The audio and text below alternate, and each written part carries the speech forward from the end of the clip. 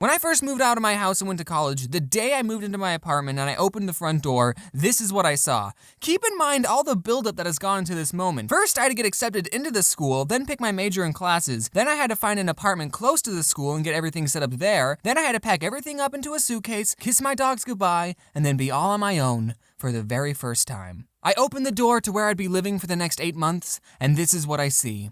Someone sleeping on a couch, he was wearing some bright fast food employee uniform, the TV is on, there's a Halo 5 poster hanging on the wall, the sink, counter, and table is full of dirty dishes, there's a big industrial-sized trash can that is overflowing, inside the fridge there is an empty box of Dr. Pepper, a bottle of ketchup, and a jumbo Costco-sized pack of hot dogs.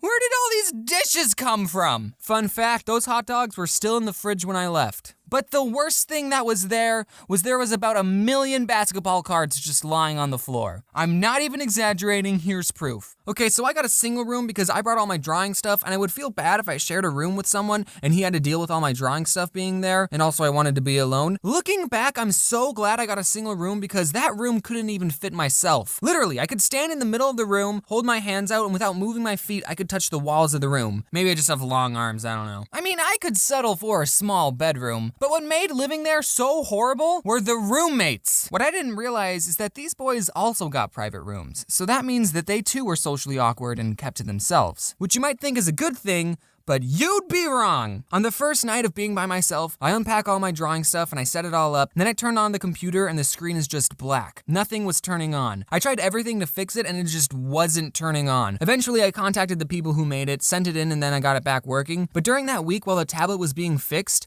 like seriously, no joke, that was probably the worst week of my entire life. I'm being serious, making comics and YouTube videos was what kept me sane. And that first night of being on my own and my tablet broke, I cried, guys. I couldn't even eat food, I was that sad. I hit rock bottom. I remember just watching Captain Sparkles and Game Grumps highlights all day. But then the day I got it back, I was a drawing machine. I posted a comic the very same day. So let's spend the rest of this video talking about these previously mentioned roommates I had.